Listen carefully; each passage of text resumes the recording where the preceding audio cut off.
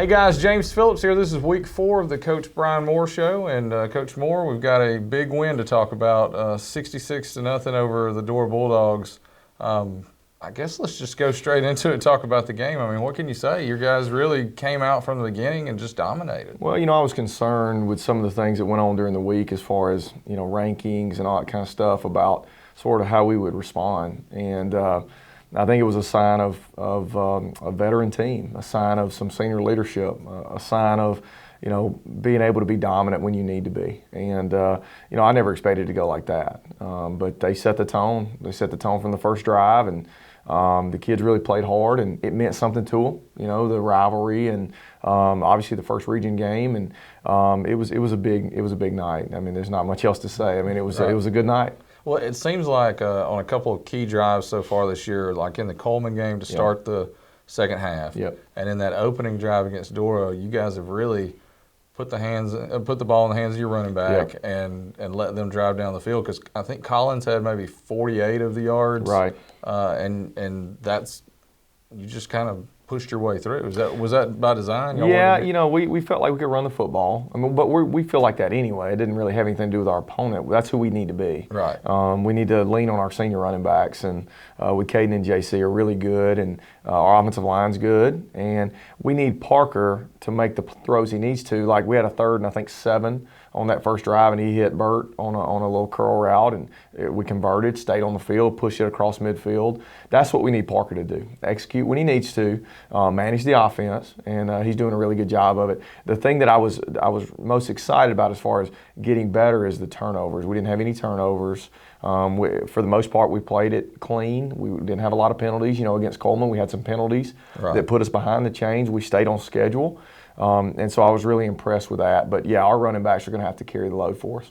Well, and you guys had 6 different running backs play, is that right? Yeah, 6 running backs. We also had a couple of different kids outside of our running backs get carries, like Spencer Rosenfeld got a couple carries, one of which was in drive 3, that he came out and was the first play of that drive, a freshman.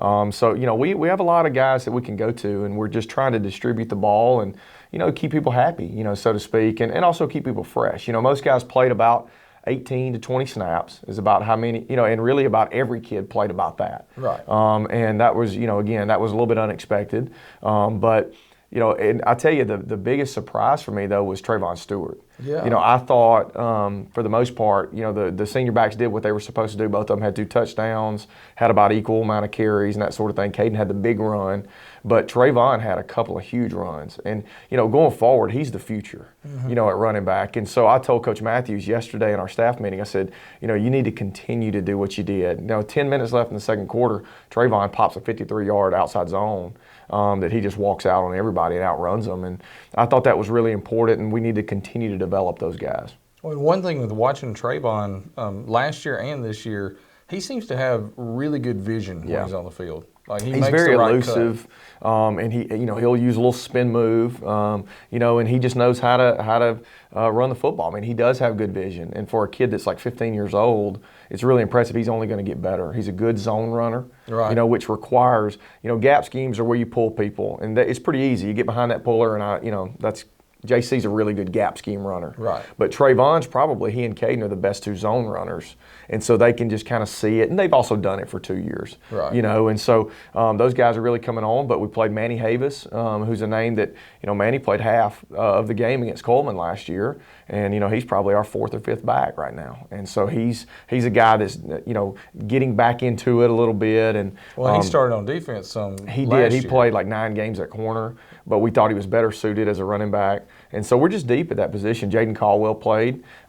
He's running it down the field. And I told Christian, I said, you got to get him out. He's going to score. Right. Again. Yeah. And I said, we don't want to push this thing out too much. And we put C.J. Willingham in, and he ended up having some good runs. Right, so, yeah. C.J. had a couple big runs. He did. He's what, 5'2", 120 pounds? Probably. Yeah, probably. But he's a little football kid now. He's Yeah. always played Toy Bowl and played middle school, and his mom and dad are great people, and he's a kid that we want to develop, and he'll grow. Yeah. And so it was a lot of fun. It's like, there was only one kid on our football team that didn't play, and that was the punter. Right. And I thought that was good. I told Grayson, I said, I hope you never play for the rest of the year, Grayson. If you could just stand over here with me, that'd be a lot of fun. Maybe we'll let you kick an extra point. Yeah. But anyway, it was a big night, but we have to take that. There were some, I was upset with us.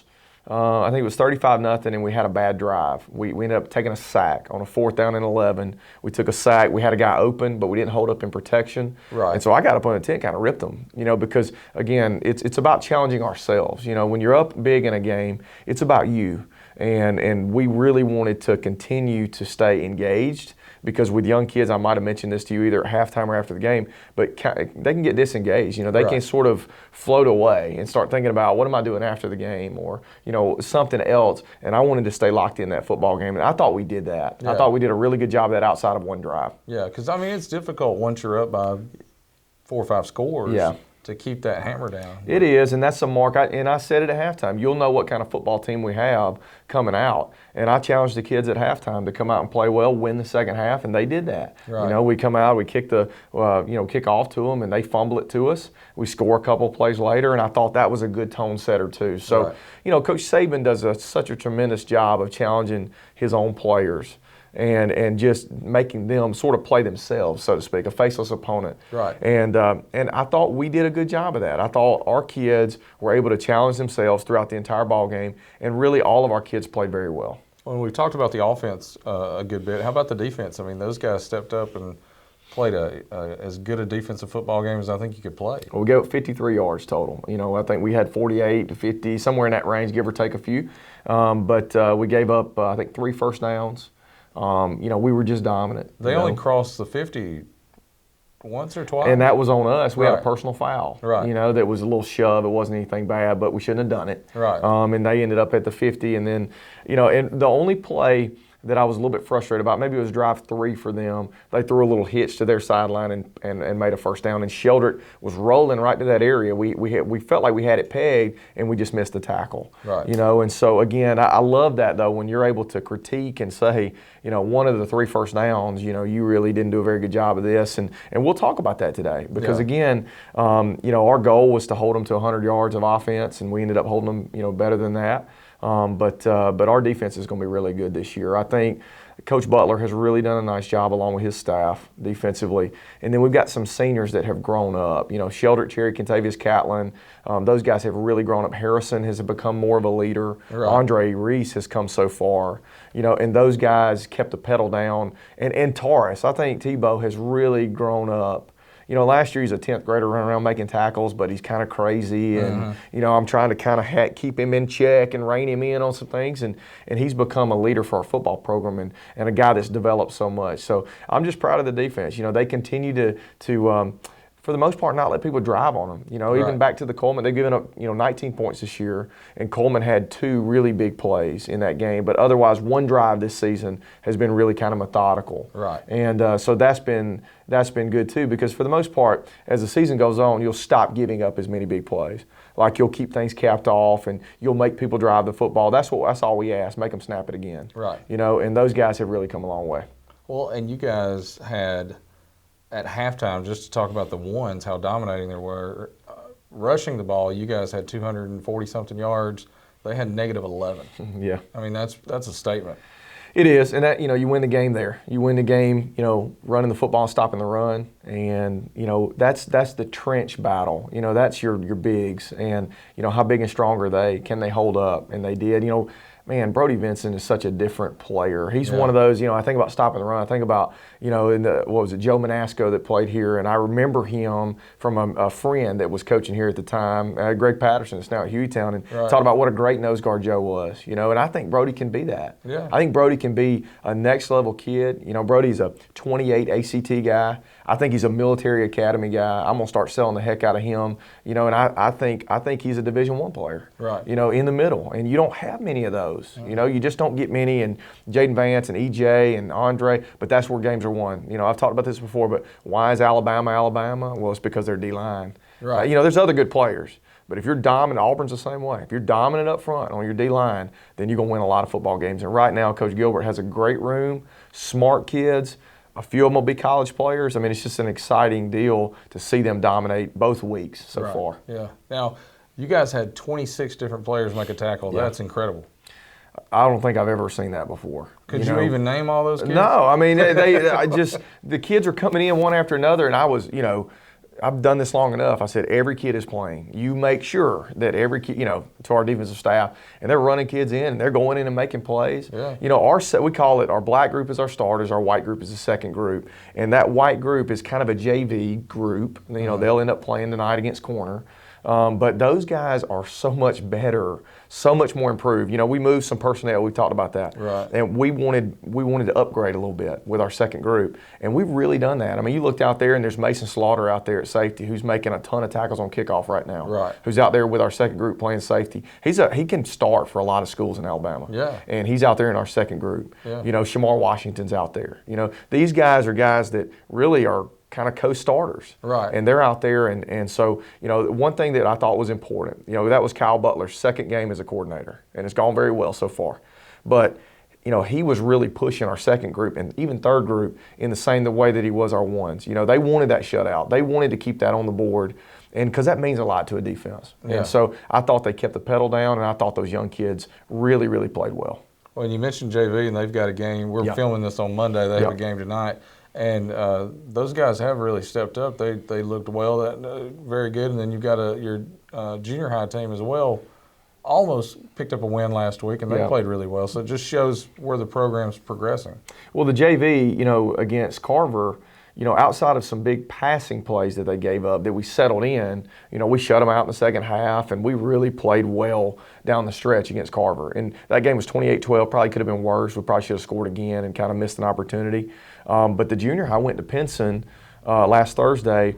It's 6-0. They're at the 7-yard line. They throw a pass in the end zone. Guy has it in his hands, and they're going to kick the extra point to win it. And they knock the ball off of us. Right. And so, we're playing at the level of Pinson Valley. I mean, last year we beat them at home. Yeah. And that's a good sign for the future as well. So if your junior high and your JV are really developing, and we have a great relationship with our Toy Bowl as well. Yeah. They'll play their homecoming game here coming up soon on our field. I mean, it's just a good thing. We're trying to develop this whole program.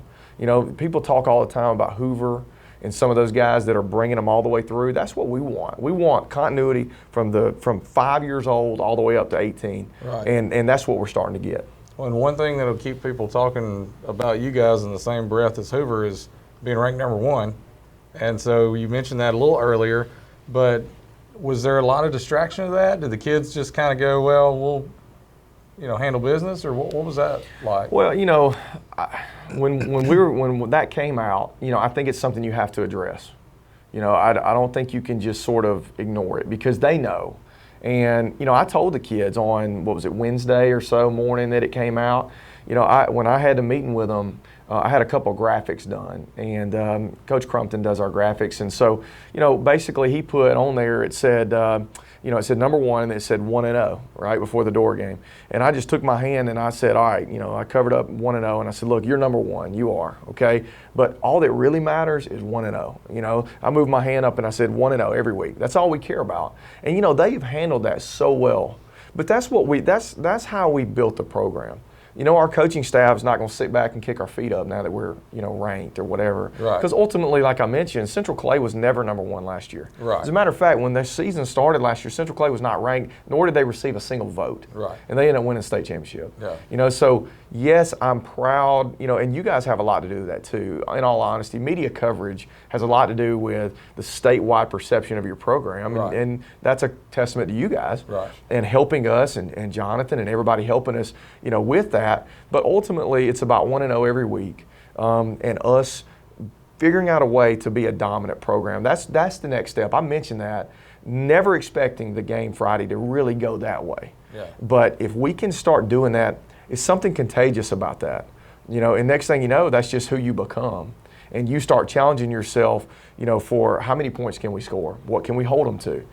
And you start to stretch out the gap between you and your opponents. And that's what we hope. Now, with that being said, Corner's a good football team. Right. On the road in a massive region game, a team that was up on us 20-7 last year, 14-0 to start that ball game. Right. And so there's still a lot left. But as far as that goes, as far as number 1 and it really is not a distraction. You know, we took our volleyball team and we talked about that. Yeah. You know, and the way Bobby Daniels could care less. I promise you that they're number one. You know, he doesn't care about that. He cares about them playing, being 1-0, beating Hoover, you know, doing the things that they're doing. And we took that, and I talked to our kids about that. I said, you know, do they ever talk about that? No. Do they talk about the fact they went 70-5 last year? No, they don't have to. But they did win the state championship. That's what matters. Right, yeah. Well, and you segued perfectly to corner. Yeah. You guys have broken down film on them, watched them. They've got a good football team. Yeah. I really thought their game with Russellville would have been a lot closer. Have you been able to watch any of that film? Yeah. I think it was probably closer than the score indicated. You know, corner is very well coached. John Clements and I are buddies, and his brother actually is the offense coordinator at Auburn High School. I know him well as also. Right. And John does a tremendous job.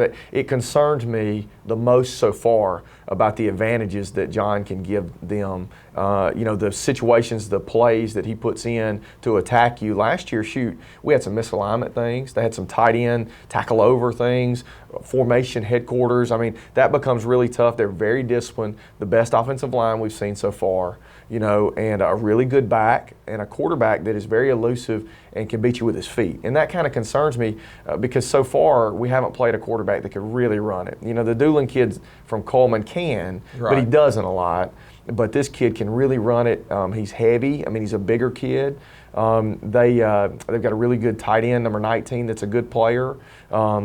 It's kind of like their hybrid fullback guy, like we use Carson Alvis. Right. And then defensively, they're going to add hats to that box. And I remember that we went a drive last year where they ran every imaginable defensive look in one drive. So they're going to change, be multiple, get extra hats. That means just get extra players into the box, and they're going to make you throw the football. They're not going to sit back and say, we're going to be too high and let you run those two seniors over and over. They're going to bonus the box, and Parker's going to have to play well. He's going to have to hit some throws against them. And he can and will. But they really do a good job schematically, and that's concerning. Well, your receivers are probably happy that you say Parker's going to have to, because they really haven't had a chance to get into They haven't had a lot of big plays, you know, and it's hard to keep those guys really happy. You know, now ultimately we're winning, and that's what matters. And Coach Prothro is really good about that stuff. You know, he said, I don't care if we get a reception. Right. We're football players. We're going to go in and block. Same thing with my quarterback. You know, Parker is not getting a lot of opportunities to throw the ball right now, but he doesn't have to. Right. You know, we're not just going to throw it to throw it. You know, if we can line up and run power every snap, that's probably what we're going to do. Mm-hmm. You know, we're going to line up and run the football behind our big offensive line. But, you know, Parker's still got to carry out fakes, and he's still got to do his job and go through his reads and be smart, you know, and just be content with winning. And so I think our team has done a really good job of not getting into that selfishness about getting the ball and that sort of thing. But you know what, at the same time, he's completing about 80% of his passes. Right. He's thrown it 35 times so far this year in 2 games. That's not like we're throwing it 4 times a game. Yeah. You know, it's easy kind of dump passes, but we'll see his role expand. We've mentioned that, and take some shots down the field soon. Well, no interceptions so far. None. And just the one fumble. Yep. And so he's taking care of the football. He is, and that's the biggest thing. Again, if we can play really good defense, our special teams have been really good. I mean, we were 8 of 8 on PATs and hit a 32-yard field goal Friday. I mean, that's pretty good in high school football. Yeah. P. Reed scored 9 points on his own, and had a 15-yard reception. You know, so we've been able to do that as well. Our special teams have been good, and if our offense can just drive the football, put us in good field position, not beat themselves, then we got a chance to be in all of our games. Now, you always say that your biggest progression is usually from that game 1 to game 2. What did you say that was the biggest progression for you guys? I thought just penalty free. You know, we had a couple, but I didn't love the holding call that Spencer scored on. I thought that wasn't a very good call. But overall, like I think we had 7 penalties against Coleman. We had like 5 or so Friday. Right. It was better. We didn't get in our own way as far as like jumping off sides. You know, we didn't have a lot of false start penalties because we did against Coleman. I think we had 3. Right. And what that did was put us in like 2nd and 14 or 1st and 15. You know, and you're kind of off schedule at that point, because if we're going to want to run the football, then we need to be on schedule. And I thought Friday we were a lot cleaner. You know, you look at a year ago. You know, you look at that Door game from a year ago, and the penalties and issues and misalignments, how far our program's come in that year. Right. It's not even the same. I mean, I turn on the film and it ain't like the same people. And I'm really proud of that's our coaches. That's our assistants, getting in those position meetings, making those kids buy in and play the game better. But the bye week was really helpful. You could see we're fresh. Our kids felt good. Fortunately, again, none of them played over 20 snaps, none.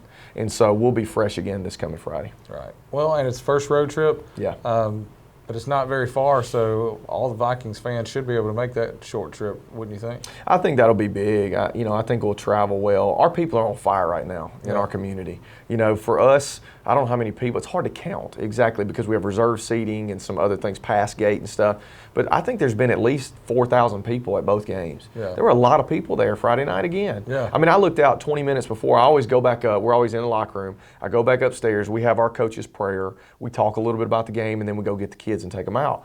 And I always look out the window. And it's really my only time that I look at the crowd. I mentioned, it's kind of like being way up on and not looking down. Right. Same thing, it can be intimidating as a coach if I turn around and kind of survey what's going on, but I always look out before the game. And it was completely packed on our side, right. 20, 25 minutes before the game.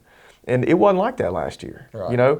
We made more money in Coleman and Dora than we did at any game last year, including Russell, including the playoffs. So it's telling me that people are interested in football. And they're excited about our program. And again, I'm proud for our kids because it matters. It's sad to go to a game when you travel or something. You go to a game, there's nobody at the ball game. Yeah. That's unfortunate for those kids because of what the investment that they make. But our community's behind us, and it's just an exciting time. That's good. Well, Coach, thanks for joining us again this week. Anything else you want to add? Well, again, I appreciate you guys. As I always say, it's our radio, TV 16, Daily Mountain Eagle. I mean, our coverage, and as I mentioned, I think has a lot to do with the attention that our program is getting around the state, which is good. It's good. It helps, what this does, it helps our kids get promoted as well. Exactly. If Fox 6 is showing up and you guys are always putting stuff out on social media, maybe one of our kids gets noticed by an in-state college or something. And that really means a lot. It matters. So I appreciate all you guys do as well. Hey, we're happy to do it. And it is about the kids for us. No doubt. Like we doing this show, but then also doing the other previous show where we have the kids come in. I think that's a neat thing for them to be able to do, and it gets them. I've liked to watch them grow, no doubt, and see how they answer questions now compared to what they did 2 years ago. No question. Yeah, they need to do that. Yeah. So, well, Coach, thanks for joining us. Thanks, Jay. Next week we'll talk about a big win over Corn. Yes, sir. All right, guys. Thanks for tuning in again. Be sure every week on Wednesday, look for the Brian Moore Show. We'll see you next week.